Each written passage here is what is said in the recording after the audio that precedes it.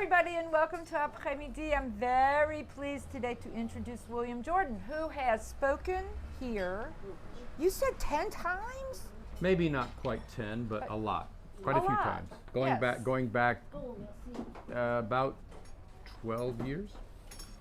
12, 13 years. We've been doing this since, believe it or not, 2003 in this spot. I know, it's really amazing, isn't it? It's really incredible. And we've had a lot of fabulous speakers, and William comes back time and time again because he's so damned interesting. And I'm free.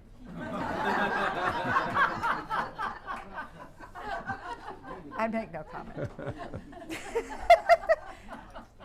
Today, he has a variety of topics that he has spoken on, and today he's going to speak on reflections on being an American living overseas at the time of Donald Trump, which we are all experiencing at this very moment. If you watch France 24, the national news channel that broadcasts in French, English, and Arabic, and Spanish.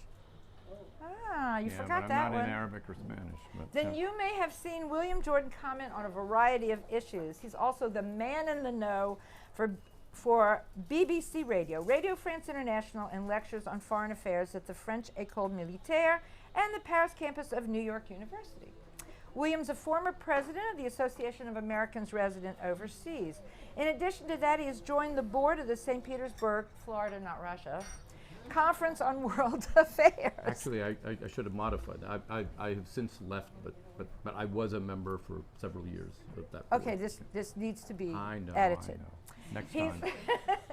He's one of those Americans in Paris who has made important contributions to our lives and whom we as Americans are unduly proud. Oh, that's sweet. Did I write that? I didn't write that. Yeah, you did. That was somebody's embellishment. Maybe my mother saw the draft. Well, it wasn't me. Anyway, William Jordan is a retired U.S. diplomat who has lived outside of the U.S. for 27 of the past 39 years. Is that still true? Yeah? It's probably more like 29 out of the past 41 years. Exactly. He was in the Foreign Service for 30 years as a political officer specializing in the Arab world and France. His overseas assignments included Arab nations such as Saudi Arabia, Tunisia, Syria, Jordan, and Algeria, and his responsibilities included reporting and analyzing foreign policy trends, especially as they related to the United States, as well as internal politics, including the rise of radical Islamic forces. And now we're going to talk about in the age of Donald Trump. Have fun. Thank you. As they say first, a little bit of strength and a little bit of courage. So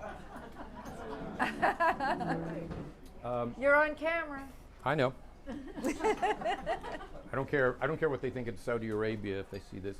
So thanks for everybody for coming out. Obviously, there's nothing else to do today. This reminds me of one of those days when I was growing up when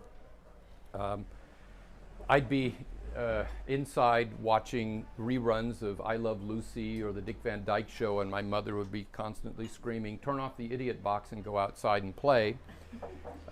This is a far cry from one of the last times I did this in July, when it was blistering hot and the Mairie, which was then across the street, was testing its sound system for the 14 Juillet blowout that they were organizing. So it's nice not to be competing with that while I'm talking.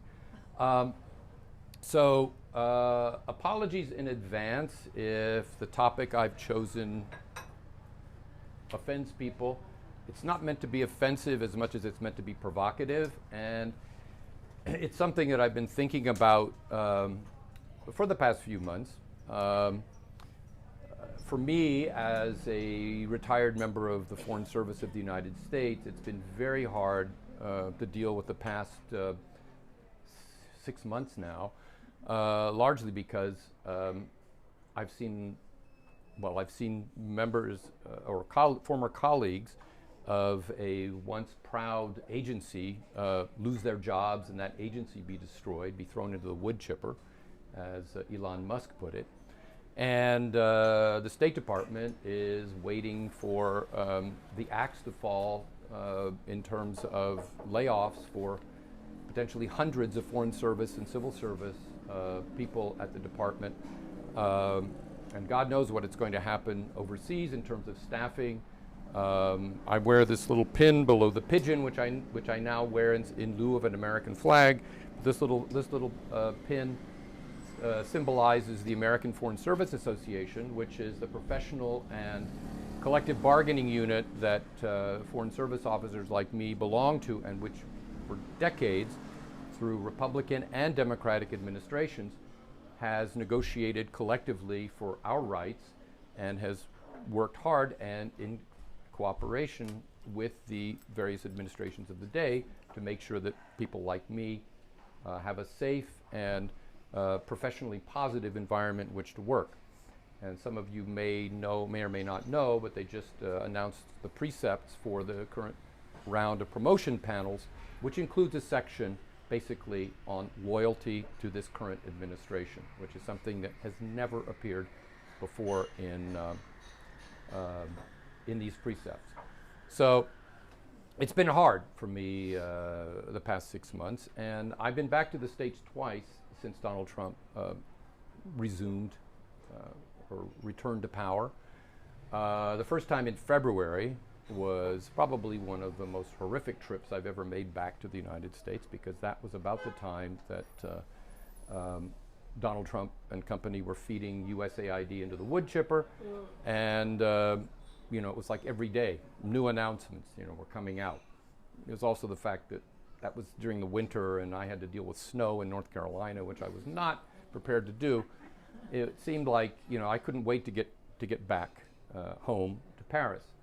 That was when I started thinking about all of the things, because we see what has been happening in terms of immigration and in terms of the image of the United States abroad. I mean, J.D. Vance was delivering his infamous speech in Munich, telling Europeans, hey, you guys have got to get a handle on free speech because what you're doing we don't like, and there's a new sheriff in town, et cetera, et cetera, et cetera.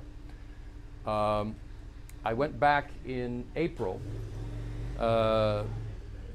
for family reasons, and by then things had gotten more routine. I mean, whatever you woke up to the next morning, it's like, okay, whatever. I mean, you kind of get used to the chaos?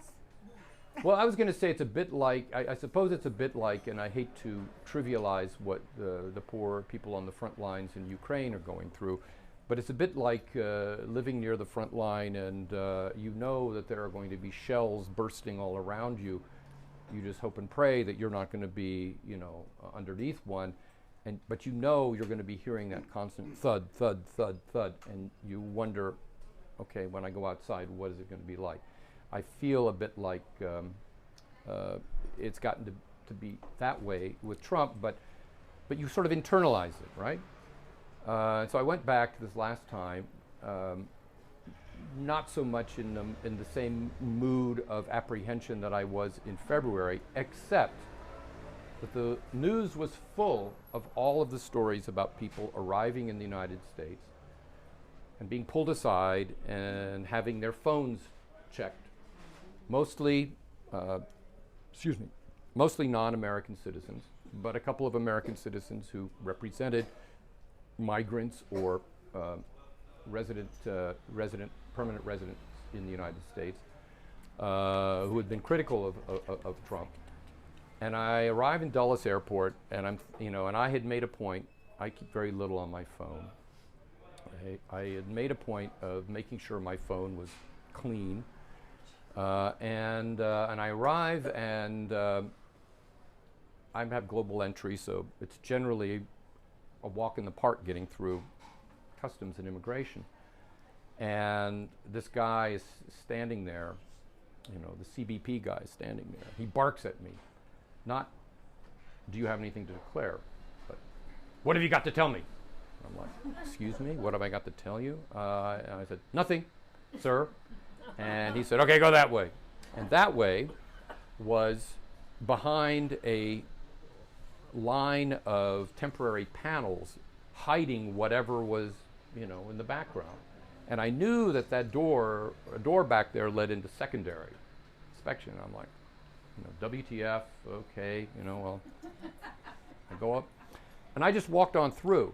But it was like one of those, you know, butt-clenching moments when I thought, you know, yeah, I mean, this is kind of, you know, the state of mind that people are getting into in the U.S. Fear? Apprehension, bordering on fear, certainly anxiety, and the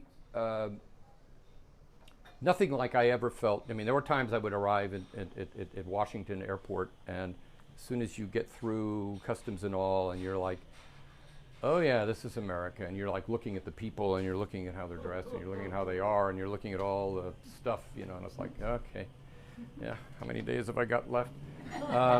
But this is like a whole different thing, a whole different feeling. Another vignette that I'll share with you, though, which happened more recently, was a very dear friend of mine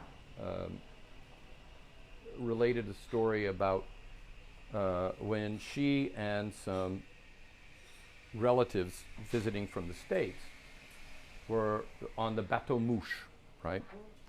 Going up and down the Seine. And those of you who've done this know that generally the boats go up to the, what is it, Ile des Cygnes, where the miniature Statue of Liberty is located. And then it turns around. It's been 1,000 years since I did this trip. And the narration was talking about, you know, and then there's the Statue of Liberty, and it explains, you know, how it got there and all that. And they play the Star-Spangled Banner, right? So what did these visiting Americans immediately proceed to do but start singing the Star-Spangled Banner? Well, here's the first question I throw to the audience. Someone else on the boat got upset and started yelling and screaming at them. Guess the nationality. American. Canadian.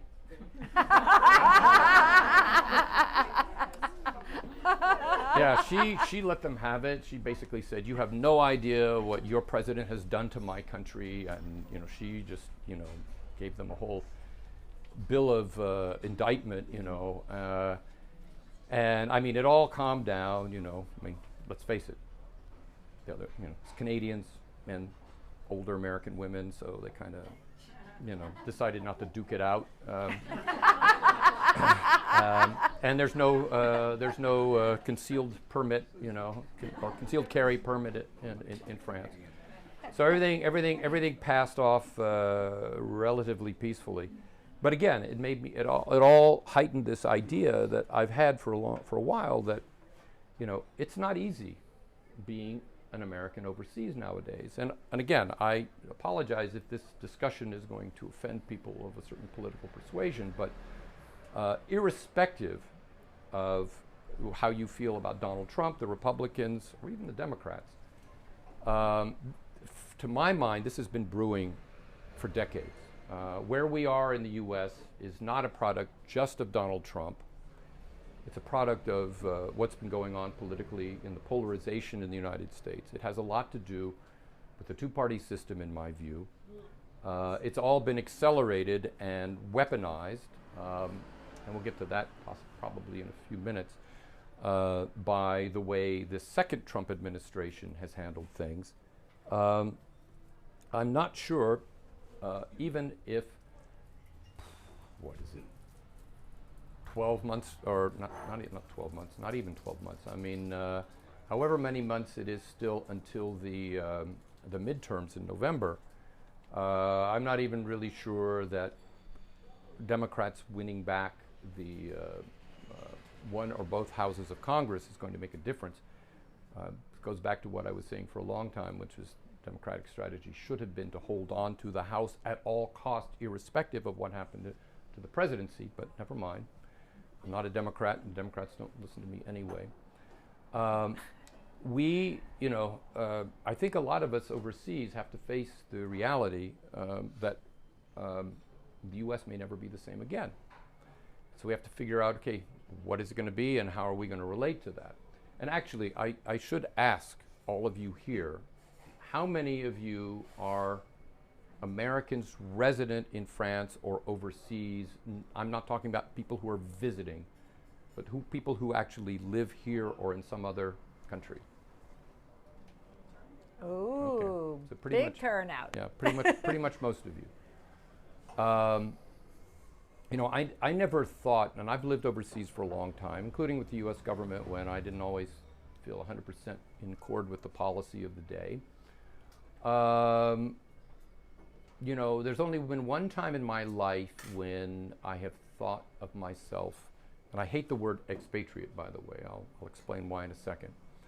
When being an American abroad, being an American overseas, made me feel like an exile, made me feel like I was estranged from my country in a way that was qualitatively different from just, oh, I don't like how they eat in the United States. I don't like how they dress. I don't like having to use a car all the time.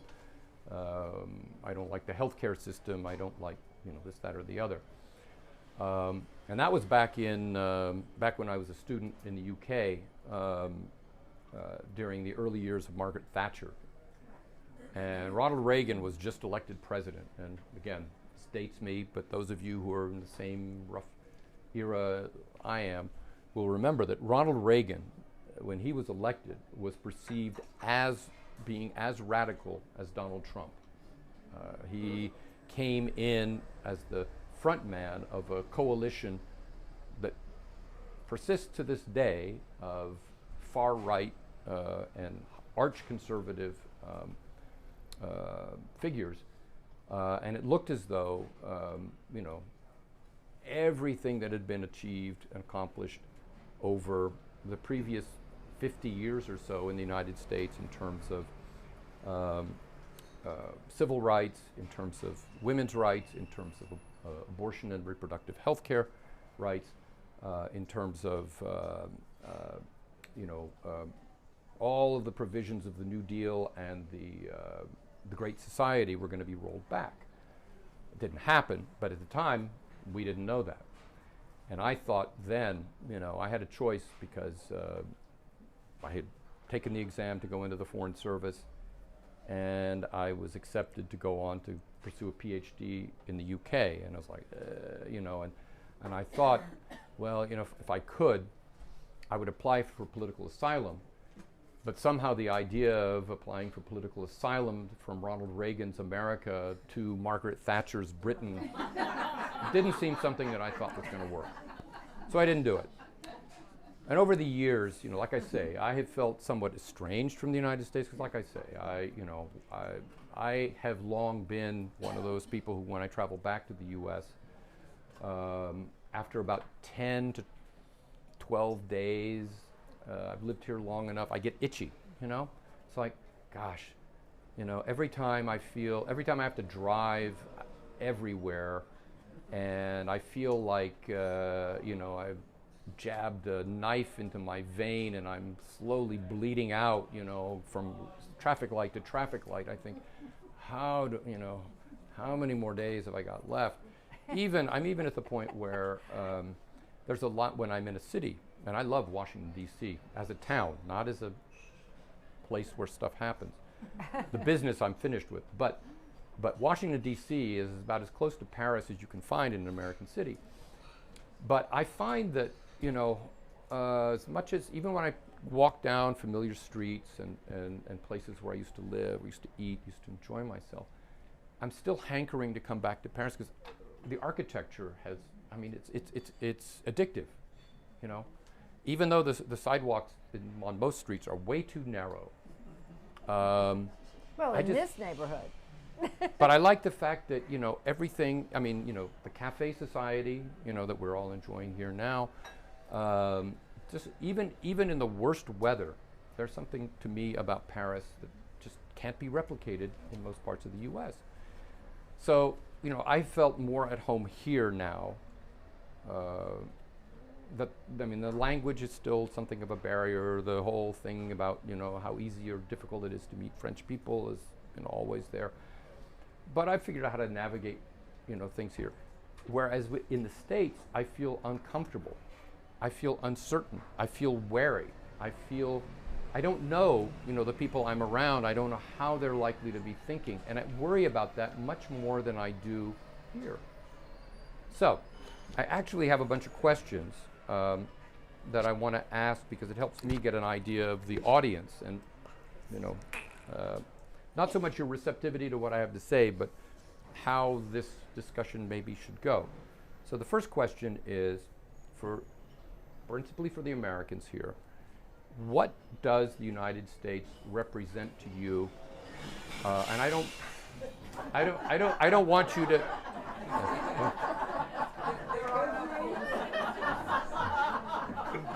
There's a good argument there, but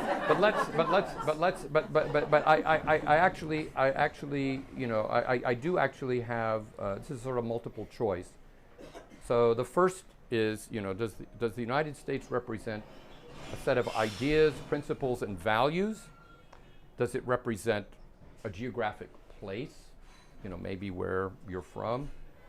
Does it represent a distinct culture that you particularly find attractive? Or is it sort of a way of life, the so-called American dream? So I'll go back through those and ask you to raise your hands. You only get one choice.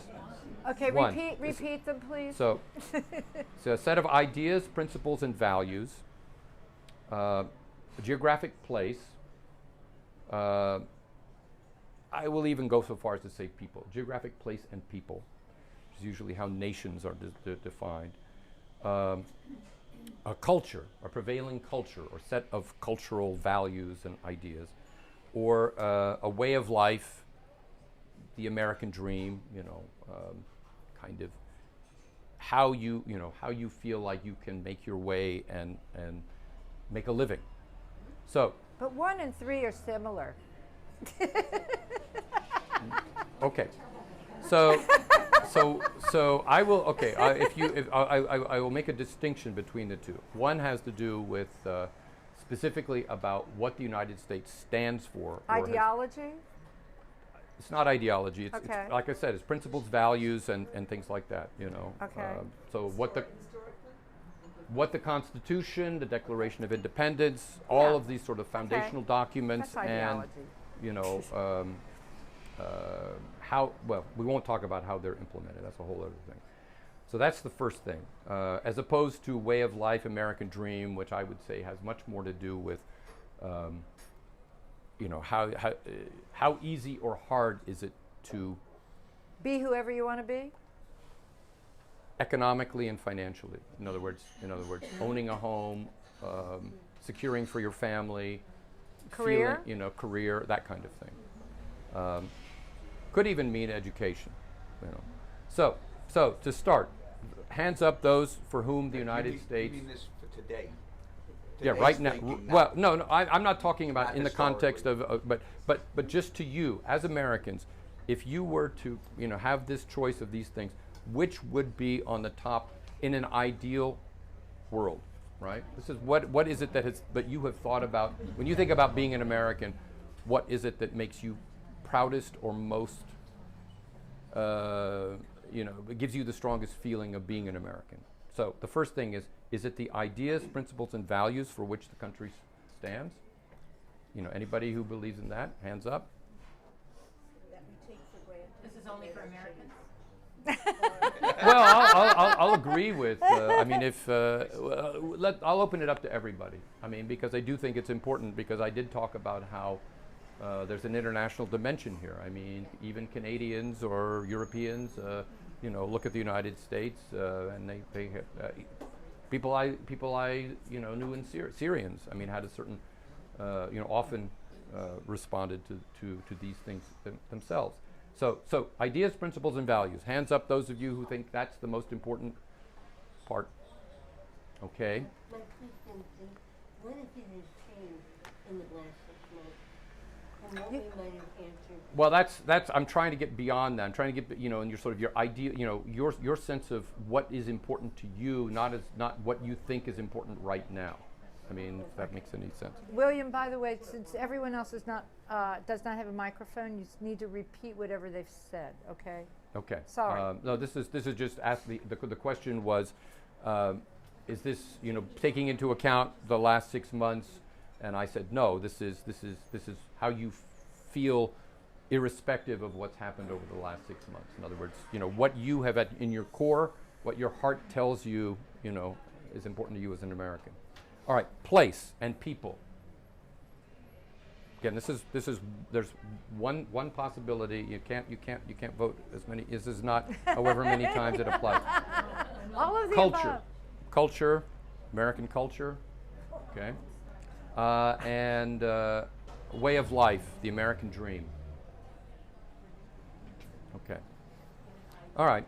So it does look as though there's a plurality, if not a slight majority, in favor of the ideas, principles, and values. None of the above. None of the above. Okay, I'll accept that. None of the above. Does anybody say none of the above? Okay. What those who say none of the above? What would it be to you? It's hard for me to answer that question without jumping reference. You said it, look at the last 6 months. And the last 6 months started in 1968. You ever read Dark Money by Jim Mayer? It's the genesis of Project 2025. It has been masterfully executed. So it's my context is, we've been on this journey for a long time. It's just at its culmination. Can you repeat that? The idea is that paraphrase it. The idea is that this has been going on since 1968, at least. That that there are a combination of factors summed up in the book Dark Money that explains that this has been going on. There's been a continuum related to what's been happening over the past 6 months that has led up to where we are now. Is that a fair enough? I can give you a few more minutes if you want it. I may be getting there for you, but if I don't, you can certainly come in later and do that for me. I mean, I think I think that this. Well, okay. So given that we're talking about ideas, principles, and values, and this is where I will say, let's take into account the last 6 months, but let's not just take into account the last 6 months. Let's take into account at least as far back as 1968, maybe even further back. The 20th century following World War II. Okay, and is the United States? There's a better way to say this, and so I'll probably try to do it while I say the one word that I wrote down here. Is the United States doomed, or is it on a downward slope from which there is no recovery? Or is it, do you believe, this is not whether it's happening, this is not whether you think it's going to happen in the midterms or in the next 6 months or even the next 5 years, but do you think the United States is capable, and I'll add a word that I didn't have in here originally, real reconciliation or rebirth without violence? So those are the two stark choices, and I'll throw none of the above if that also applies. But so for the first one, is the United States doomed or heading for, if not disaster, at least turmoil or problem? Like the fall of Rome, you mean? Sorry? Like the fall of Rome? Yeah. Like the fall of Rome, the decay and deliquescence and whatever. But I do you mean, not agree it's global? Like, look at all of our major cities all over the world. Paris isn't what it was. Toronto isn't what it was. It's like, okay. you don't know that. It looks pretty bad to Canadians. I'm not disputing that. And we can, and again, in the when I get through sort of the main parts of all of this, I'm happy to come back and talk about it, because I think you're right. Just like I think that what's been happening over the last 6 months is not just the last 6 months. It's a hell of a lot longer than that in the United States. But I'm looking at it, again, I'm looking at this primarily from the context of Americans and how they look at what's going on in their own country. I agree there are global interconnections that are absolute and real. But that's not the subject. But that's not the subject. That's not the subject. So, is the United States? So hands up again for those who were saying they think the United States is on a potentially unrecoverable path towards gloom, doom, on life support. Wow. Okay. How many people believe that there's still the possibility of reconciliation or rebirth without violence? Without violence? Not without violence. Yeah, I mean, this is yeah. I mean, that's very interesting. I mean, and I guess you know, one of the questions, bearing in mind, you know, the hope that some people have about the midterms, can the U.S. return to some state of normality, including a restoration of its reputational damage? Is that possible? I mean, does anybody here believe that that's possible? Not in the Well, not I in the mean, near again, future. and I think that's the question. You know, what is normal? Because for me, you know, one of the things that I think right now is very real is, even in an ideal circumstance, the real question out there is, can the pendulum ever swing back to the middle in a way that, or towards the middle in a way that people accept as having been normal from the past, where you would, you know, you'd have a Democratic and Republican presidents, for example, elected, and yeah, they're going to pursue some relatively extreme policies, you know, that fit in with whatever their parties think at the moment, but they're not going to step outside the bounds of the rules and the norms, which is one of the things that I stress is not talked about enough. It's not simply a question of whether, you know, whatever is happening now under this administration is constitutional or legal, but it's also a question of whether it conforms to what have largely been the norms and traditions of the United States for the better part of the last 250 years. I'm doubtul. I mean, to me, the best we can hope for is what we just went through with the previous administration. In other words, you lurch with Donald Trump in 2016 to one side, you know, and everybody says, "Oh my God, what an effing disaster! We don't want to go through this again. We want to bring back some normal guy who seems to be, you know, able to stand up to this stuff and bring it back, you know, to something more like what we, you know, where we're actually getting things done."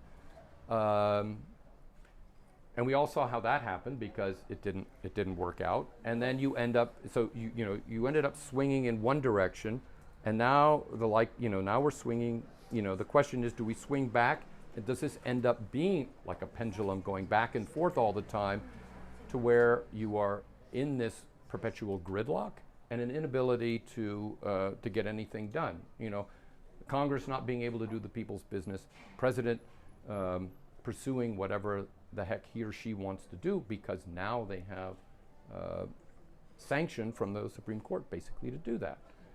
Yes, ma'am. So you have to fix the Supreme Court. You have to fix all of the other agencies and governments. And yes, maybe a pendulum will swing, and to some point where it's acceptable. But you're going to go through hell to figure out all those others before you even get there. Well, so the issue about whether or not you're... It won't happen in my lifetime.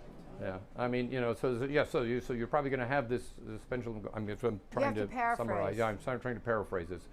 So you have to deal with the Supreme Court. You have to deal with the other institutions, and you know, in the hope that this pendulum, as it swings back and forth, is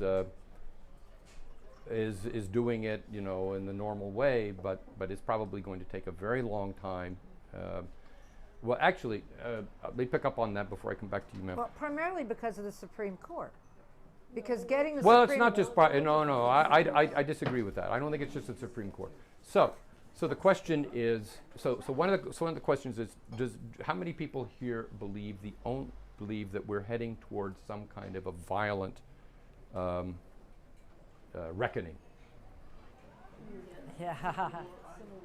Now, I'm not talking about civil war necessarily, but a violent reckoning. There's a public militia out there, okay, that would be happy to use their guns at the drop of a hat. Yeah. so many guns, and they have to get the money out of politics. Ma'am. Yes, ma'am. So I think part of the issue is we're talking about the pendulum and it going back to center. Center is no longer center. Center is what's moved. Beholden. So the pendulum is Special swinging interest. both directions, but the center is moving. It's not where it used to be. Okay. I accept that.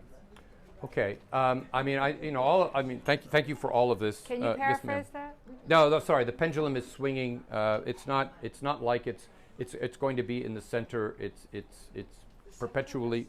The center has moved, or there is no center anymore. There's a and new norm, there's a new New normal. norm. There's a new. Yes, ma'am. and we don't. I don't think it's so much a governmental issue. I think it's more a societal issue, and government is responding to the shift in society. The country is no longer the same country that I grew up in. Values have changed. Other things associated with values have changed, and I think the government is responding to the people and what the people are saying. So the idea is that society has changed. It's not so much what government is doing, but government is responding to these societal changes, and that's leading to where we are. Yes, ma'am. Okay, it's not. I think the government is beholden to special interest money. That's what I think. And if they could get that, that whatever that Supreme Court decision, Citizens United, that really screwed things up. And then, and so like our politicians are completely bought and sold, basically. That's why nothing happens. So we're dealing with special interest money. A lot goes back to the Citizens United ruling by the Supreme Court, and unless and until that's overturned or dealt with, I added that because I think Congress can address it if Congress wants to. But if you have a situation where politicians are basically bought and sold by these special interests, that's not likely to happen. It's always It's not gonna follow the happen money. without term limits. Ah. That's the bottom line. Without a term limit, it's not gonna happen. Yeah, Because term a limits. politician Yeah. is only gonna do what they do to win the next election. I go back and forth on the whole term limit thing. Okay. So before we actually get into a fuller discussion of all of these things in detail, and by the way, I'm ready to answer any questions, because when I've been here before, people have had questions about the Middle East, and there's a lot happening in the Middle East, or foreign policy in general. I mean, I'm happy to answer any kind of other questions that people have. People have told Adrian and others that occasionally, even though it's far from what she usually does, they like these occasions to talk about some of these more heavy-duty political issues from time to time. I suppose as long as it's not done excessively, we can all go back home without feeling like we need to drink a lot more of this.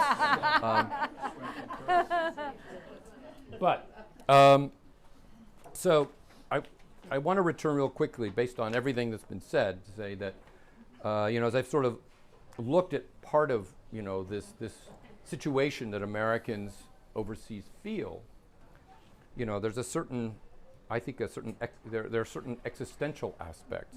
And, what are we now? Many of us.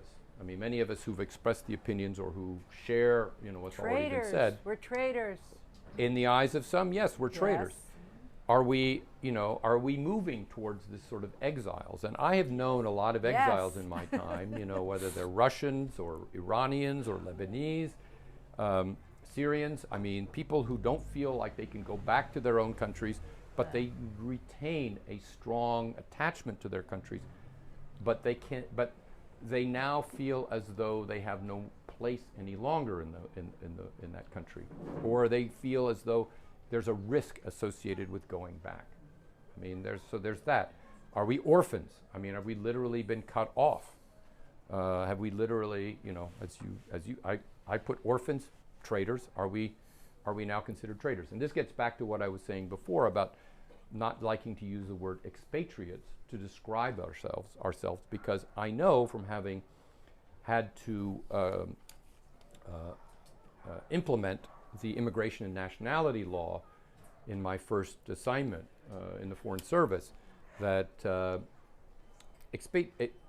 there is a section of the Immigration and Nationality Act that deals with expatriation.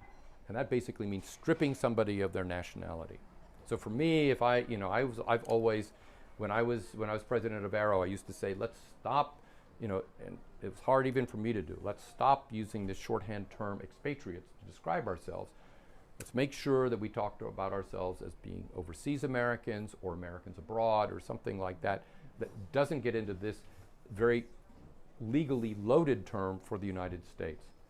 The other thing is whether many of us are prepared to think of ourselves for what some of us actually are, and even in a place like France where we have our titre de séjour, and to be migrants. I was at a talk recently at the American Club of Paris where a very remarkable young woman who grew up in Romania but was of Turkish origin, and in the latter parts of, no, Bulgaria, sorry.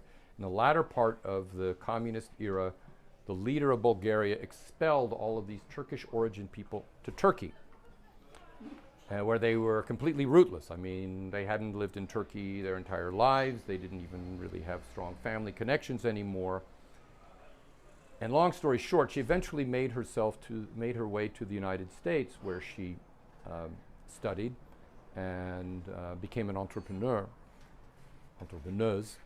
And she eventually came to France. And she's made she has American nationality, so she's been through this migrant experience many times. She's had this experience of having to move, having to establish new roots or new identities in other countries. And I put it to her because, like any American, doesn't matter if you're naturalized American or not, although maybe Donald Trump and company will change that. But people, anybody who's lived in the United States for any period of time is feeling a lot of what we all are feeling now vis-a-vis the United States. And I put it to her, because she's figuring this out for her young family here in France, where she seems to want to stay for a while. Is that a viable, in her mind, approach for people to take? In other words, to seek to integrate, to seek to be more, in the country where you are, as opposed to continuing to look back. I can tell you from my point of view, I won't get into a lot of the details. I can tell you from my point of view, I mean, as long as my mother, my 95-year-old mother, is still alive, I got to go back to the States to see her. As long as my wife is still living mostly in the United States, largely for employment reasons and her own family reasons, I need to be able to go back to see her. But I can see I can see how this desire to just go ahead, say here, and become French makes sense. But there's still going to be that part of me that will always be American. Yes. And every time I go back, I can tell you, I have to take a lot of luggage because I have to bring back a lot of peanut butter. There are two things. There are two things from the United States to which I am completely addicted. One of them is peanut butter, crunchy peanut butter, Jif to be precise, and the other one is chapstick, which I think is probably worse than opioids in terms of addiction. Oh, that's hilarious. But anyway, so there will always be those things that will mark me in my mind as an American that I think it's saran wrap. Well, well, I mean, and practically any paper product. I mean, I'm always amazed at how the French can't seem to get the idea of a cardboard cereal box down right, so you don't destroy the the tab that you're supposed to tuck into at the end, or paper towels that don't actually absorb liquid. Don't get me started. But but there are all of these things that will, it's kind of like that old, was it Salem cigarette? You can take Salem out of the country, but you can't take the country out of Salem. You can take the American out of the country, but you can't take the country out of the American. It's kind of like that, That's why I'm saying it's very much an existential thing, that whatever we may think, we're accomplishing by integrating or assimilating into whatever society, there's always still going to be that part of us that, in my case, loves real Southern fried chicken, rice and gravy, and biscuits, you know. And everybody in this room has probably got their, you know, treasured family favorite, you know, from when they grew up in the States. There's some other, you know, interesting things that, of course, we will all, as Americans, no matter what we try to do, will bedevil us forever. And this is putting my old arrow hat on. You know, economically and financially, a lot of us are going to be, you know, tethered to the United States because of retirement investments or Social Security or things like that. Pensions, for the few of us who still earn those. There are going to be the taxation and banking restrictions and requirements that are going to tear us up and screw us up. And we can talk about this later, but I don't think nobody should be holding their breath waiting for this latest iteration of the residence-based taxation bill to pass Congress anytime soon. Clearly, you know, the party neither of the parties, despite what President Trump and before him President Biden wrote to the American overseas community, neither of them really makes this dealing with those banking and financial restriction issues a high priority. Immigration and travel. Okay. Americans who are, you know, this is something I dealt with a lot in Arrow, and I used to have to beat up other members of the board to remind them that this was part of our mandate. You think a lot about American citizens like us, either naturally born or naturalized, but there's also all of these Americans who marry people of other nationalities. And there are all sorts of immigration questions. You know, there are a lot of split families. There are a lot of mixed families. We're in an age now where, as much as I think the American immigration system has been in need of overhaul for a long time, the way it's playing out is outrageous, disgusting, and fraught with peril. Frightening. It's very frightening. I mean, the idea of masked, you know, men and women, camps? you know, grabbing people off the street and putting them into, you know, I mean, this idiotic. I love this alligator Alcatraz thing, mostly because I'm waiting for the hurricane to sweep through Florida that floods it and, you know, basically takes it out. I mean, it's like, you know, okay, but you know, there is not a lot of careful thought, and inasmuch as Trump, you know, once again, we had just last year a situation where there was a possibility of a meaningful compromise on immigration, which I resent the fact that the Biden administration did not hammer home every single day that the Republicans were blocking it. It basically fell to Donald Trump to tell the Republicans, no, I don't want you to come to any compromise. Compromise is a dirty word. Anybody who does that is going to get primaried, you're going to get thrown out. We're going to wait until I get in and we're going to deal with it my way. So, right. So immigration is going to, I think, become an existential issue for a lot of Americans in ways that they don't necessarily currently realize, especially Americans living overseas with mixed families. I mean, I remember when we all remember the pandemic, right? Remember the, they weren't called rebates. What were they called? Relief fund. I mean Relief fund payments. you know, the stimulus payments. The stimulus payments. Branding. I remember how, and we at Arrow, you know, in our little tiny squeaky voices said, "This is wrong." I remember, you know, they kept writing in, you know, the anti-immigration people. And I mean, when I say this, I mean people who are opposed to immigration in any form. They insisted that anybody who didn't have, any family in which there was a member who would otherwise be eligible to receive a stimulus payment, if they didn't have a Social Security number, which would mean a lot of either undocumented or Yeah, let it go by. Even fully documented aliens who just had never gotten around because they didn't need it to getting a social security number, that family would not benefit from stimulus payments. The whole family? The whole family. Nobody would get a payment. Nobody would get a payment. And this is something that affected a lot of Americans overseas. There was even the whole thing about whether Americans overseas would even get these payments. And sometimes they did, many times they didn't. There's a whole ridiculous aspect of sending these payments out in the form of debit cards, but that's a whole different thing.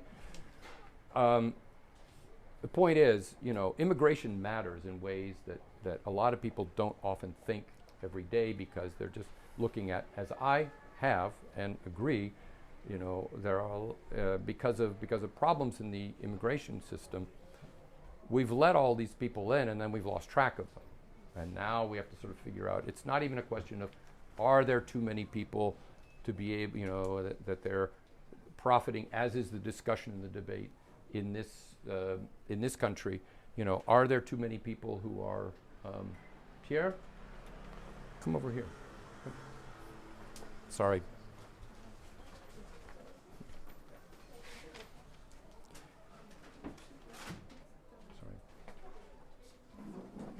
Oh, you found it? Okay. There's the argument that, like in the UK, that you have too many immigrants coming in, taking all of these benefits. They're costing all this money, and how are we going to deal with them? They're taking. Meanwhile, they're taking away jobs from people, good native-born people, who could otherwise have it. This is the thing. This is among the things that we're going to, the U.S. is going to be fighting over for years, one way or the other. And this is one of those things that will affect a lot of us if we step outside of our sort of national romantic zone and dare to marry or form a family with non-Americans. So, like I said, there's citizenship is related to citizenship. I think citizenship is going to become much harder in the United States. That's going to affect a lot more people, and I'm wondering the degree to which these various threats about, you've all probably followed this case, or not case, but the situation with, I forgot his first name, but Mamdani, the Democratic candidate for mayor who won the Democratic primary. He's a naturalized citizen.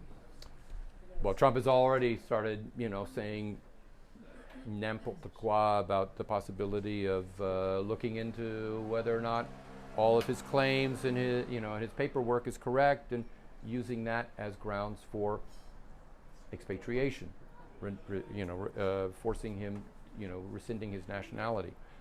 I think this is the world. This is the universe I think people around Trump want to take the United States into, and it's very scary. And all of us outside the United States, I think, need to be conscious of this. So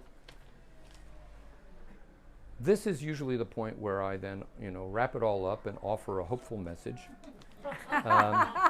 give you some ideas to how we're going to get through it. I do think there's one word that is probably underutilized but is very important, and I don't think it applies, in my view, it doesn't apply anymore, and then this is all stuff we can talk about going forward. It's resilience. Either personal resilience or, in terms of dealing with this, just kind of absorbing the shock, but figuring out how to move on and not let assessing what matters versus what doesn't. I also think that key to resilience, and this is one of the things I always point out when I have conversations, less and less now, but at one point, say 5 to 10 years ago, when I would talk about seriously with Americans, including Americans living here, about wanting to take French nationality, they would say, "Are you kidding? You want to jump from the frying pan into the fire? France, look at France." I never had a problem with les gilets jaunes or the protests over the retirement reform or the all the stuff the farmers do. I mean, it's always amazing to me what when they dump a load of manure over the gate of the prefecture, and you don't hear about people being wrapped up in these mass arrests and fined incredible amounts of money. No, they apparently just clean it up, hose it down, and move on. It's relatively peaceful protests. Yes, relatively peaceful protests with a lot of black bloc. I mean, having walked into tear gas by mistake during on the margins of one of these things, I don't mess around with this stuff anymore. But to me, the big problem with the United States is that over the course of 250 years, with the exception of a war between the states over the question of slavery and as a subsidiary to that, states' rights, we haven't changed the regime fundamentally. Whereas if you look at France over the same period of time, and every time I say this, I say, why haven't I truly memorized this by now? But they've had 5 republics, and soon maybe another one. They've had 2 empires, 3 monarchies, I believe, 3 restored monarchies, and a regime under foreign occupation, fascist regime under foreign occupation. Not to mention, liberation, provisional government, and all that. And and they have rewritten the rules. And even though, the French, the champion râleur of the world, often make it seem as though, it's just unsupportable, unbearable, impossible. They've done it. I mean, you talk about resilience, just over the past 250 years. We haven't done that. I mean, we had the 60s, we had the civil rights, ructions, we had the ructions over Vietnam, we had Watergate. Watergate was probably the one period in history, in my lifetime anyway, in which I felt as though there was a ray of hope and there was a possibility of reinvention, rebirth, reform. And a lot of things happened suddenly, but the Democratic Party in particular became a ruling party under Jimmy Carter and wanted to keep, because it was like, no, we gotta go back. We can no longer, we are now the establishment. We are no longer the insurgent party. We are now the establishment. And we have to fall into that lane. Meanwhile, picking up your point, the Republicans decided to become the insurgent party. And they figured out that being in the opposition and being the party that with a lot of money behind it is able to, recite and hammer every day the list of grievances that people have, has proven to be very potent.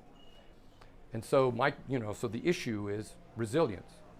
Personal resilience in terms of dealing with all of this stuff as it happens, resilience in terms of figuring out how and if you can fight back, and resilience in terms of thinking about how and whether the United States can somehow respond to all of this and prevent what I think most of us agree is going to be a very, very difficult time going forward for the indefinite future.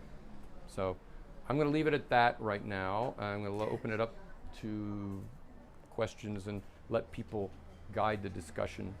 So, yes, ma'am. This seems like regime change with the rules being rewritten. It seems like regime change with the rules being rewritten. And this gives me a chance to bring out a prop. Anybody recognize this? Oh my, yes. I pulled this out of a box of books back in the States that, I hate to say this, and it's all going to be on the internet soon. I spent my youth reading all kinds of political stuff, including a lot of Marxist stuff. And I remember when Nixon went to China, and they suddenly started selling these books in American bookstores, and so I bought one. And I was never a Maoist. Trotskyist, I was intrigued, but the rest of it was like, a bit too much. But I have a whole boxes of, Marxist texts that I wished I'd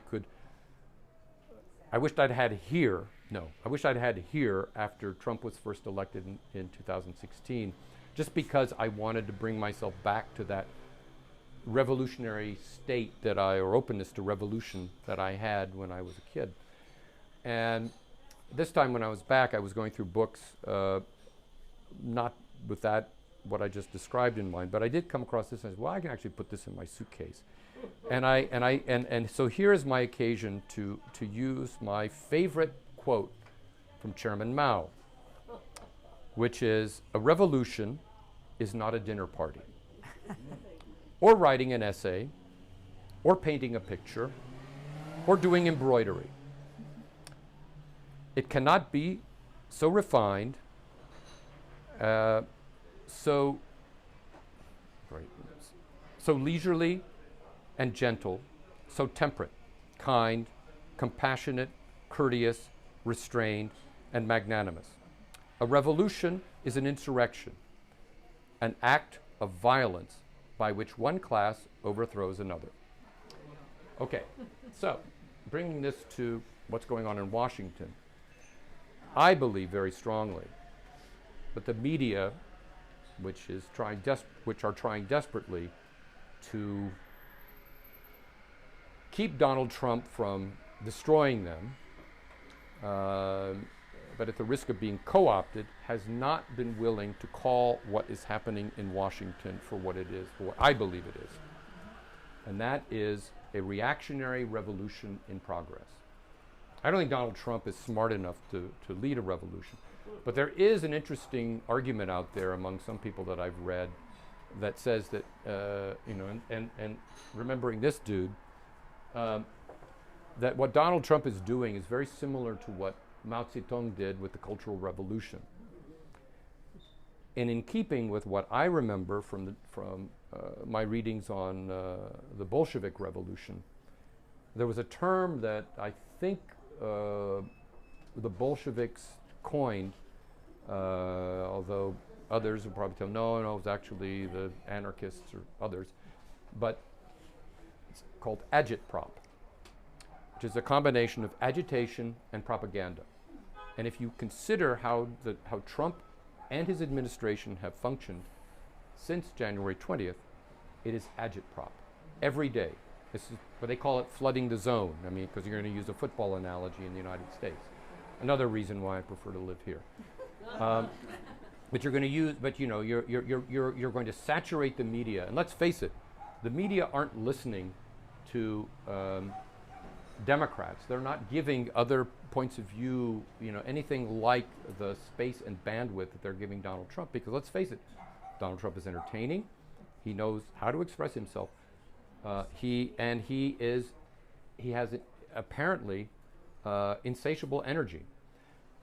I always say that the moment I knew Donald Trump was going to win the election, following especially Joe Biden's disastrous debate performance, was when the bullet clipped his ear in Butler, Pennsylvania, Oh my Right. and he knew exactly what to do. That's right. He stood up. seized the moment. He seized the moment He with did. his bloody earlobe, and he, fight. And I swear to God, I even admired the fact that as the Secret Service was finally getting him into the beast, the armored limousine to carry him away, he was yelling at them, "Don't forget my shoe," because his shoe had somehow, one of his shoes had come off on the platform. So, "I want my shoe, get my shoe." And I thought, and I thought, if this had happened to Biden, Oh. all right? If this had happened to Biden, imagine. I mean, I commented on France 24 when he appeared with Macron at the Arc de Triomphe, and it was sad. And this was before he flew back and had his disastrous debate performance. And I remember the moderator asking me the question, excuse me, what does Joe Biden need from this visit for it to be a success? And I basically said, excuse me, he needs to avoid falling over and stumbling on his words in a way that gives the impression of feebleness and that he's as old as he is, and so that he comes across still as being vigorous and engaged. And I think they were, and I read the expression on the moderator's face, and I thought, okay, well, I don't think this is what they expected me to say, but that's how I felt. I mean, he pulled that off, but got back to the States and didn't quite do so. But I think that Trump has been masterful, whatever else you may say about him, and I do not give him compliments lightly, and I do not like to consider anything he and his administration have been doing as normal. But he has played this very well, and it is like watching. I swear, it's like watching the North Korean regime in action if Kim Jong-un were actually youthful and vigorous and just constantly out there. Whatever he's on, whether he's on crack or he's on, Hamburgers. methamphetamines or hamburgers or just drinking a lot of Coca-Cola. I mean, Diet Coke. I mean, it's incredible. But nobody has been able. That's the point, is that he's running. He and the Republicans have run roughshod over Washington in a way that has, only the courts are struggling to figure out how to not rein him in or stop him, but to draw the clear lines around what he's done and establish where he's gone beyond and where he hasn't. And right now, beginning back to what you were saying, regime change, it's not regime change in my book in the sense that he was legitimately, legally elected, but it is a revolution in the sense that, in my view, things are happening that I don't think people fully see for what they are, and those people who are seeing it in a positive way may not, maybe after the one big beautiful bill they'll see it, but they don't see the consequences of all of this. And what do you think would have happened if the bullet had hit or what do you think would have Yeah, what do I think if the assassin in Butler had been a better shot? He was a Republican. Oh, yeah, but then JD. He was a great shot. The whole thing was just to nick his ear. It wasn't. So if he'd been shot for real, Yeah. what would have been the consequences? It's a good question. That's a terrific what if. I mean, I think the Democrats would have had a tough fight, because I think the Democrats underestimated the degree to which the willingness to vote for Trump was a real repudiation of how they felt the Biden administration had performed. Exactly. No, they would have made. Yeah, they would have made a martyr. He would have been martyred. Yeah, they would have made him. Martyred. Yeah, he would have been a martyr. And it would have been a stronger vote than ever before. They would have replaced him with J.D. Vance or whoever, and they would have rallied around the new guy even more than Donald Trump. Yeah. The issue, That's anyway, that's my the opinion. real question, though, in my mind, comes back though to this issue of how much.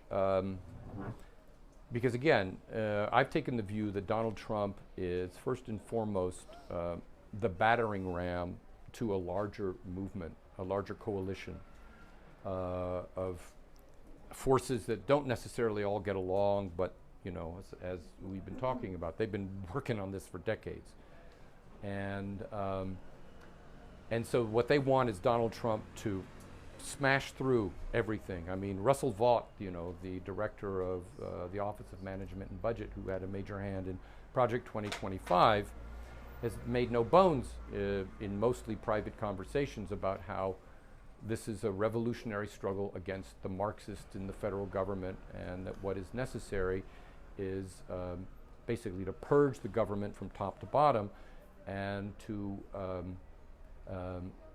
assert executive authority to an extreme extent, so that the president has supreme authority over everything in the country.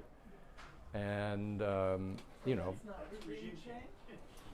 well, that's again, it depends on how you. I mean, to me, regime change often means you're knocking the one person out. I mean, you know.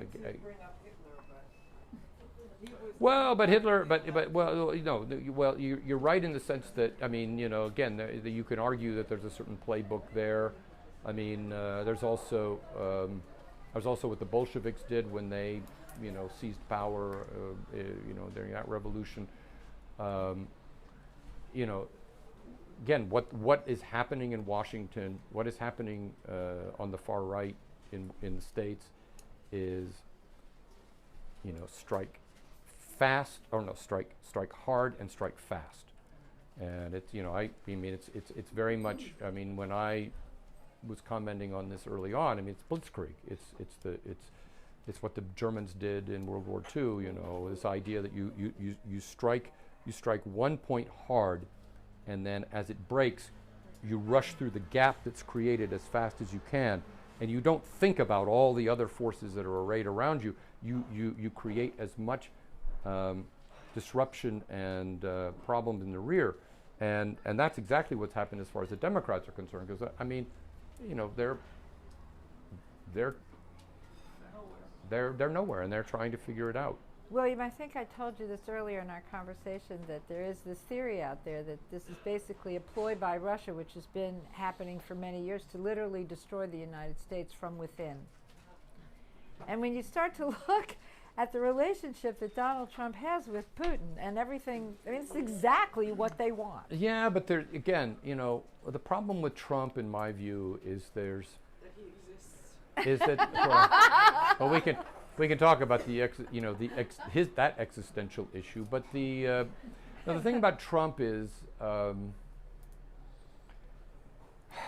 you know, I remember Trump from the 80s, and I remember seeing some of these interviews where he actually was able to speak intelligently, and, you know, fine, you may or may not have agreed that Japan was at the root of all evil as far as the U.S. and its trade picture was concerned back then, but you know, okay, fine, he was as reasonable a voice as anybody else back then. But nowadays, for whatever reason, you know, Trump is you know, this unstable genius, and he, you know, you never know what he says actually reflects something he's thought through, and how much of it is just purely performative. And that's the thing that right now is very scary, is, you know, because as I see it, you know, so the two people you mentioned, Putin and Russia. I mean, the other person that Trump is playing this weird game with is Benjamin Netanyahu in Israel, you know, and who's in the States now. And so they're like doing this, you know, there's like, you know, one day Trump is all over, you know, Vladimir's going to solve all this stuff, the Ukrainians are just messing it up, you know, they need to get their shit together. Sorry, I'm going to use Trump's words, and straighten all of this, you know, straighten themselves out and accept whatever they're given. And then the next day he's like, God damn it, you know, why are you attacking all of these civilian, you know, targets? Why are you not accepting a ceasefire? Why are you not, you know, you know? And he's kind of going through the same thing with Netanyahu. I mean, it's mind blowing, and I think that's almost intentional. I think that, you know, this is where there's no real classical diplomacy going on. This is symmetry without the handlers actually having anything to do. No, it's the art of the deal, darling. There's no diplomacy. It may be the art of the deal, and you know, and the thing is, it's, you know, it's the art of the bluff, you know, which for Donald Trump is essential to achieving the deal. I mean, again, you know, one has to remember that you know, the number of projects that Donald Trump has taken on versus the number of things he's actually accomplished or put up, like Trump Tower or these various hotels. It's very lopsided. He's had many more crazy schemes, That have lost and now money? he's like spinning them off right and left, even as president. I mean, it's just mind-blowing to me. What was it? There's like some scent, some sort of a cologne. Yeah, I mean, I'm like, really? I mean, really? We're going, the president is selling, this kind of shit. The Bible, I mean, it's mind-blowing. I mean, why not a limited edition? Trump signed limited edition of Mein Kampf. I mean, I don't know. I mean, Tout est possible. so talking about his relationship with Putin. I mean, I remember when all that stuff. They actually asked me to comment on it on France 24.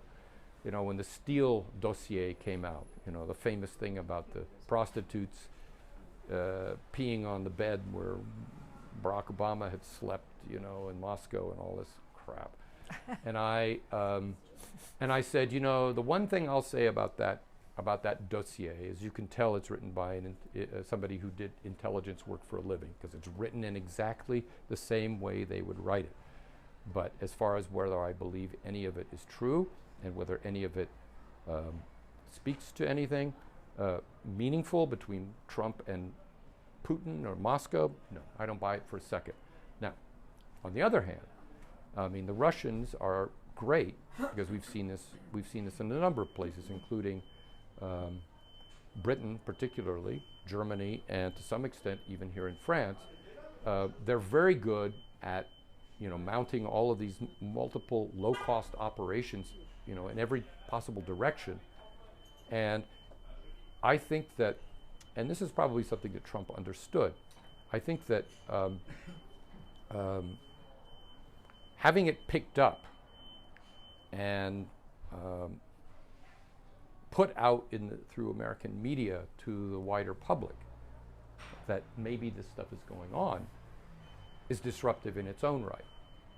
And Donald Trump knew that making it a grievance as part of his larger issue of vengeance and going after everything.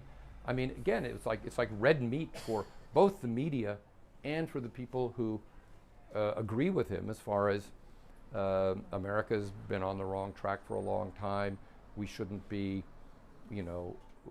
disparaging Russia. Look at all the bad stuff we've done. I mean, there's a large number of people out there who believe that. I have said for a long time, and it amazes me every time these films come out. I used to watch a lot of them growing up, and I kind of got tired of it, because starting, certainly, it really took off in the 70s. But there was this spirit of, remember the revelations, the family jewels they were called, when CIA secrets about trying to kill Castro, and all the LSD program, the mind control program that they were carrying out, and the secret opening of U.S. mail, overseas mail. All this stuff came out, and it spawned, or it heightened, this whole genre of films and television, basically casting the intelligence community and this sort of deep state as this rogue operation, operating within, the government. And there were, cabals here and there. And sometimes it's very engaging, but after a while, you begin to think, shit, this is going on so much, it's almost becoming a form of brainwashing. And I feel that, all of what you're saying about, whether there's any truth to this possibility of Trump being manipulated by Putin or anybody else, is partly due to how we are now conditioned to believe that that's happening. Again, I'm not defending Trump, believe me, I'm not defending Trump. He performs in a way that puts all of that stuff out there, and there's enough smoke to which there have got to be flames. I mean, the general Flynn, his short-time national security advisor was doing with the Russian ambassador, and the guy who was working for Ukrainians who were close to the Kremlin. I mean, there's no doubt in my mind that there are suspicious ties that raise legitimate suspicion about, or legitimate concerns about what Trump and his people were doing. But I don't think it's part of a bigger plot. But you have to admit there, not a single thing that he's done benefits the United States. Not a single thing Trump has done benefits the United States. No, I'm not going to disagree with that. I mean, I'm not. I mean, it's all doomed. It's doomed to Yes, sir. fail. I feel like we're just living in an age of strongmen. And you've got Putin, you've got Xi Jinping, and the thing about strongmen is that they will help each other if it serves their purpose. So the idea of Putin helping Trump to get power, not necessarily to literally get elected, tampering of elections, all that stuff, but to do things and to cooperate in a way that undermines the idea of democracy and social contract. That's the battle here. It's not about this money or that money or this way of doing things within a republic or whatever. It's about eroding the concept of people representing people and making it into a world where people rule people. No, I think that's a good point. I mean, this is all about eroding the idea of representative government by strong men in an era when mostly strong men, are out there. Yeah, there aren't any women, unfortunately. Well, there was Hillary Clinton. Right, who Well, there was. they've done away with whatever women were in power. But I mean the idea that they either help each other or they do things to try to get the person that they want in power. I mean that's a long-standing. And in fact, the reality of American history is that we did a lot of that ourselves, especially after World War II, in the context of the Cold War. I mean, again, the last thing I want to do is speak in defense of Iran, the Iranian Revolutionary Republic, but they do have a point in bringing up the overthrow of Mossadegh. They do have a point in bringing up the overly close ties successive American administrations had with the Shah of Iran. I mean, it's, and we did. I mean, I was long skeptical. I kept saying, show me the proof, show me the proof, show me the proof. For a long time, I never really knew, I was not going to jump to the conclusion without the proof that the CIA orchestrated the coup against Allende in Chile until, boom, I saw, the National Security Archives in George Washington University has those telegrams. They have managed to find those cables. And I'm like, holy shit, it's for real. And, so yes, we have done that kind of stuff. And like I said, it's reprehensible. And it's one of the reasons, because I was always willing to call out these places where, at the risk of being too black or white in terms of my assessment of something, this is one of the reasons why I only reached a certain level in the State Department. I mean, I'm not bitter about it. I'm glad that I spoke up for my convictions. But there were times when I was not playing the game and I was not doing what my superiors wanted, or I was not saying what my superiors wanted to hear, because I was raising questions about stuff like that. So you're absolutely right. And I think that these days, this is, we are seeing the not just the undermining, but now we are seeing the dismantling of the international order that the United States largely helped create in World War II, after World War II. And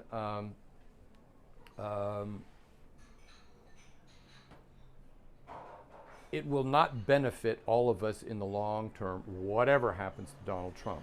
I mean, this is what I was saying before about things can never go back to the way they were, just in reputational terms. I don't think the U.S. brand is ever going to be what it was to the rest of the world, which is why I raised the question how it is for Americans, especially those living overseas, having to deal with a lot of this, right? Going back to your original premise of the four scenarios, not before I get to the three scenarios you gave for the future of the country. I mean, would you apply that same rubric to Russia? Because I just feel like the United States will become like Russia.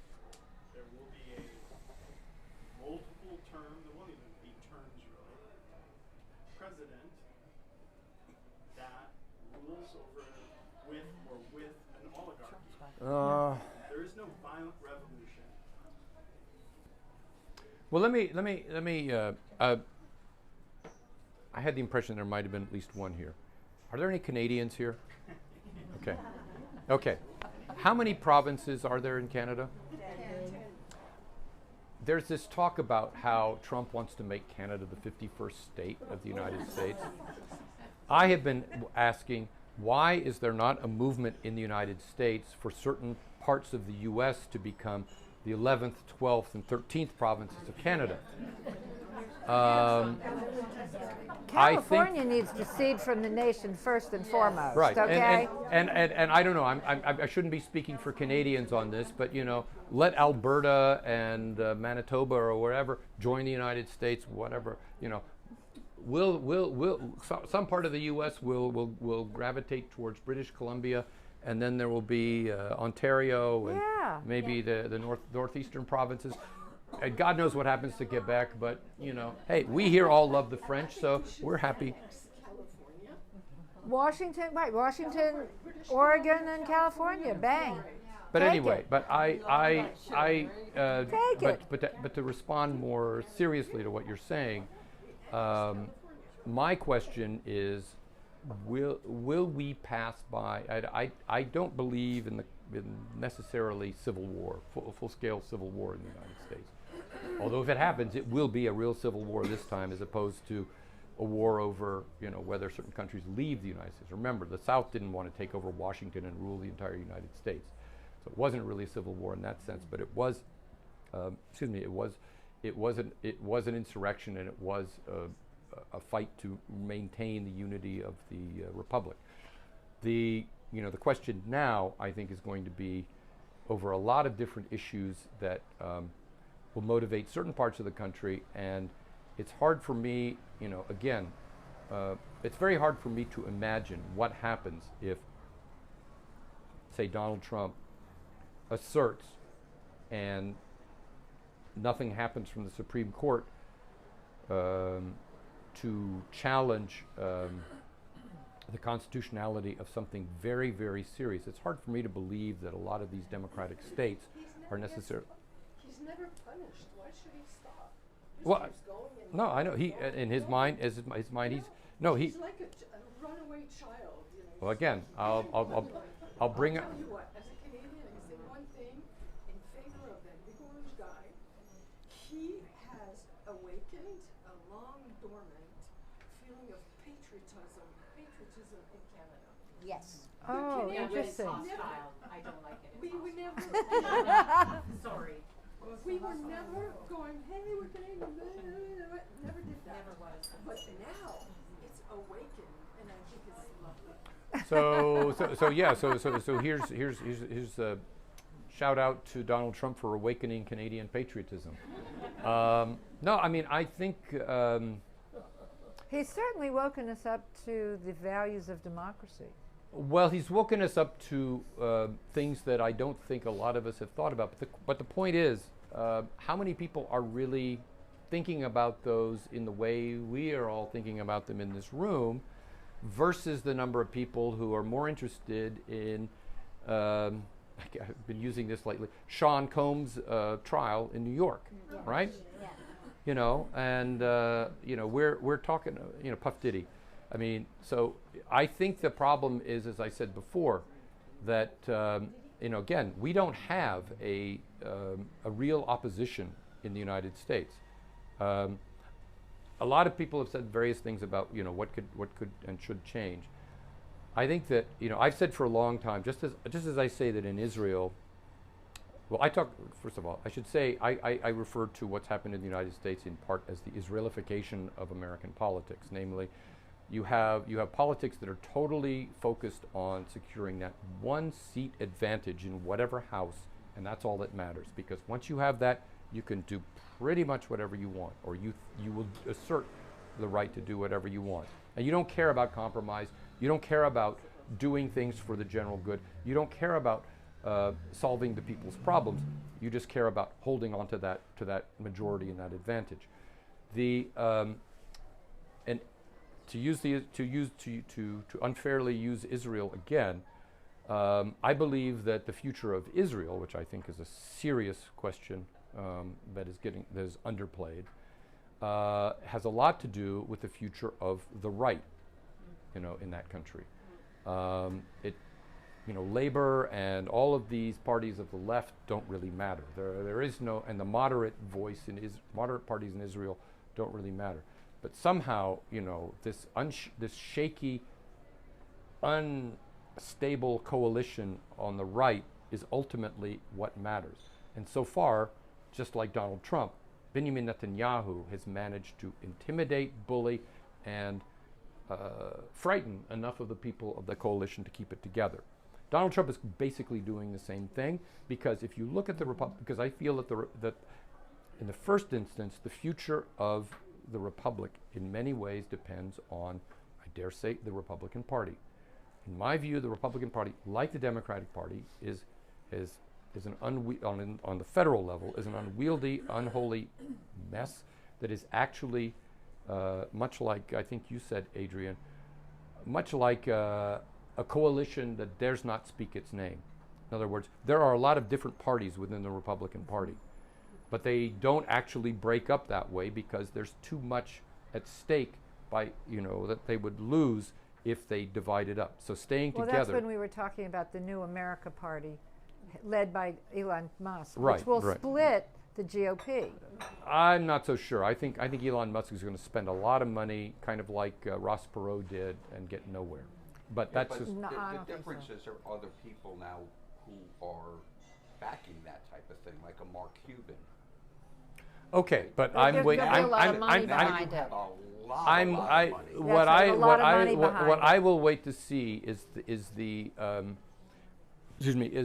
Republicans who actually break ranks with the current version of the Republican Party, which is largely a far right party, the Freedom Caucus and all the rest of it.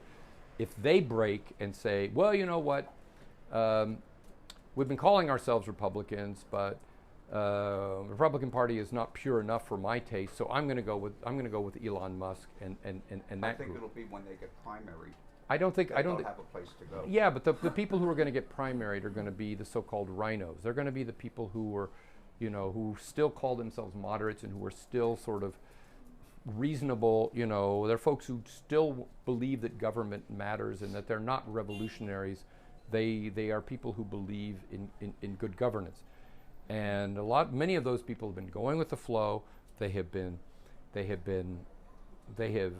say, I'm biding my time until either something changes or I can comfortably get out. But if you put 15 of those together right now in today's way that the government is made up, those 15 people will yield so much power where they decide, are we going to go Republican or are we going to go Democrat? Because they have the money now that will get them into the next election. Yeah, but again, if you're talking about 15 people, if Elon Musk manages to get 15 seats in the House, That's all he needs. No, suppose he gets 15 seats in the House. Okay, where's he going to take them from? And what are those 15 seats going to mean other than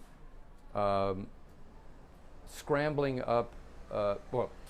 So it scrambles things on the right, which is what we need. It sounds like that's what you need. But the reality is those people will more likely than not find common ground because they know how politics actually work. And so they're, again, if you don't have a solid, coherent and robust other party, Democratic Party, fighting against them, I don't think it really changes things. In fact, because my point is pretty much that what you have now is exactly what you're describing would happen, but without Elon Musk. You have the Freedom Caucus, you have all of these people who are in the Republican Party now, who are basically yanking the party, in their direction. And they actually, are a very small number given the total, the total number of. They don't have the money to fight. Now you give them the money to fight. What I don't understand. In other words, Trump has $1 billion that he can use for re-election to people, to primary. That's his whole big threat. Yeah. Vote for me or you're going to be primary. Okay? So now, if you would have had 5 Republicans who said, we don't want to be primaried, who ended up voting for his beautiful bill, and Trump and now you have Musk and a Mark Cuban and a couple of other of these guys who are saying, don't worry about being primaried. We have more than $1 billion. Yeah, but what they're but my point is that okay. So what are these people going to do alternatively? Are they going to vote with the Democrats? Think of it this way, okay? Would you have rather had the big beautiful bill pass as it is, or nothing happen? Well, that's sometimes stagnation is a no. That's great, not. great Well, thing. no. That's not the. That, well, I'll come back around to the big beautiful bill if you want, but putting that question out there after talking about the possibility of fracturing the Republican coalition, I don't see how the two actually mesh up. I mean, the thing that should have happened is in my view, is that Republicans starting in 2015, 16, as they saw how things were moving, basically said, you know what, I'm not going with Donald Trump. I cannot abide by this. I'm a Republican, and so I'm leaving this Republican Party to go back and form the real Republican Party, another Republican Party that actually represents what Republicans used to stand for, right? And that would have meant, that would have put at risk whatever majorities the Republicans had at that time. And but they didn't do that. They didn't do that. And I don't think Elon Musk is going, whatever money he provides, he's not going to give people carte blanche in terms of what they believe. What they believe is going to have to be what Elon Musk believes and what Mark Cuban and whatever anybody else thinks. And and that's probably going to be closer to what Marjorie Taylor Greene and what's her name, Boebert, believe, rather than what or even this, or Thomas Massey, believe than anybody who still stands out there in Trump land as a moderate Republican. I mean, again, it's interesting, but the thing that my big disappointment with the Republicans is that given all of the people, connections, money, that they could possibly have brought to bear, that they did not, when they had the chance, move to squelch Donald Trump early on. They did not assert, they did not basically say, no, we don't want, the Marjorie Taylor Greenes and I keep forgetting what's her first name, Lauren Boebert. We don't want these people in our party. You have a guy, like McConnell, who could have been one of those, but his whole thing was, I'm now going to have a president that is still going to give me now the judiciary. And that was his whole goal as a senator. Right. Just control the judiciary. No, that's what I'm getting at. It's getting back to this idea of the changing idea that, I mean, and getting back to the point made at the beginning. This didn't start, with Donald Trump's graceful, descent on the golden escalator. That was one of the first. That was one of the, no, not one of the first, but that was one of the major instances in which the norms and traditions of the U.S. Going back 250 years was broken in a significant way. And actually getting, because we haven't talked about what the Democrats should be doing. I mean, I think the Democrats. We don't have the time. I know, we don't. We don't. You'll have to invite me back for that. But God, we're actually almost at 5 o'clock. Shit. Almost. But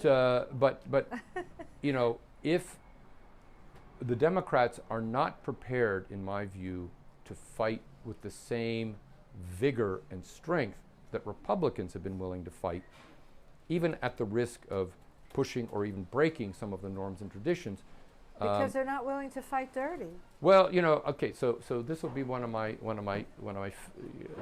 closing notes. I mean, when I was back in the States in February, and this was one of the most depressing things that I probably heard when I was back there. So I love NPR, and there's a program called The 1A, which is a phone-in program where there's a topic of the day, two topics of the day, and the topic of the day one day while I was driving around was basically, where are the Democrats? What are the Democrats doing? Are the Democrats too soft?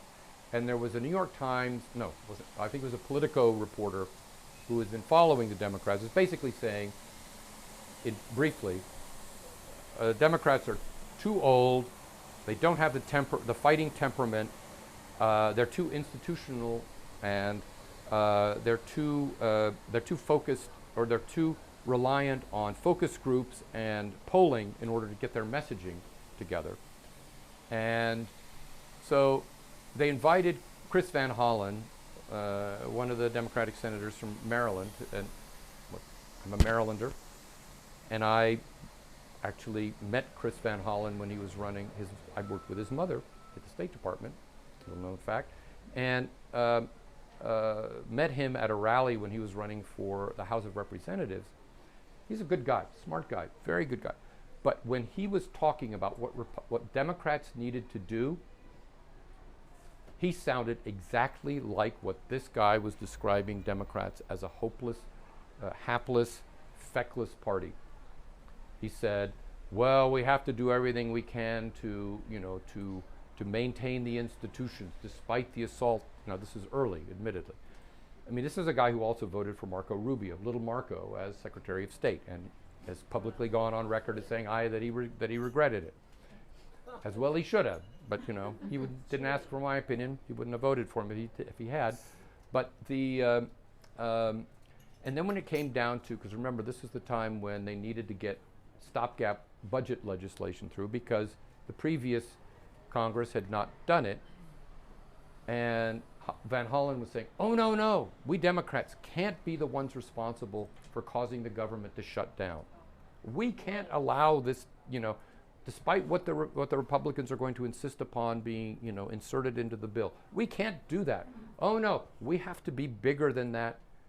And his one big idea that he was clearly floating to get reaction was, and our messaging is going to be that it's up to the American people now to fight the big betrayal. And I'm like, I'm like I hope I was at a stoplight when I did. I was like, no. So there we are. Well, we can talk about that another time. Can you come back to the thread that you started down about the Middle East? I mean, it seems like the U.S. policy towards the Middle East is dramatically outside of the consensus that existed for a long time. Which I didn't agree with, but I don't agree with what's going on now. It just needs to be your closing. Where do you see what do you see there? I see there are a lot of people who are going to say, this is where you get into whatever does the trick, whatever makes it happen. And I think there's a lot of that feeling as far as Iran is concerned. So whatever solves Iran, whether you kick over the regime or you pound it into submission, and the ruling, the rulers in Iran basically fully surrender, to whatever anybody wants, then everything will come together. That overlooks the Palestinian issue, which, right now, I mean, there's still this weird talk about Riviera on the Gaza, and or on the Gaza Strip. And I think, the big question that is not been addressed is the viability of an of a regional security framework that basically has Israel as the hegemon. And I have no problem with Israelis and Arabs, cutting deals and doing whatever. I mean, whatever they agree it takes is fine. I don't like the idea of the United States being the backer and the provider of security guarantees behind all of this. Whatever they want to do, it's up to them. But I do not believe that with Israel in the political state I just described, I don't think that having Israel as a regional hegemon is a good basis upon which the United States or any countries in the world should rely on a security, on a security framework, because it won't break down, it won't last. And my closing remark will be, I remember when the last time, even though I was only 10 years old, I remember the last time Israel scored a similar strategic overwhelming triumph in 1967. What they did, 6 days. What they did was say to the Arabs, we will give you back this land in exchange for a comprehensive peace. You accept our right to exist, we will give you back this land. We are not looking to annex this land. And the Arab response then was called the Four No's from the Khartoum Arab League Summit, which, and I have always, remembered that, because I tend to be the guy who goes on France 24 and brings up this shit, It's like, oh yeah, remember there's history, there's context. That would be the kind of thing that Israel would need to do in order to change things, and I don't see it happening under this government or under any conceivable government for the time being. And so I don't see it as sustainable, even though it's like, shit, the idea that Israel has managed to destroy Hezbollah. Okay, fine, they pounded the hell out of Hamas, but Hamas hasn't gone away. No. And they've, Syria has collapsed, although that was only marginally related to what Israel did. And then they've taken out, they've attacked Iran, and they've humbled Iran, and they've shown Iran to be something of a paper tiger as far as its ability to be able to strike back. Admittedly, after years of a very meticulous and methodical campaign of infiltrating and undermining Iran. But, so, it's a deceptive triumph, but I'm not Did you ever convinced. read the book Mindfuck?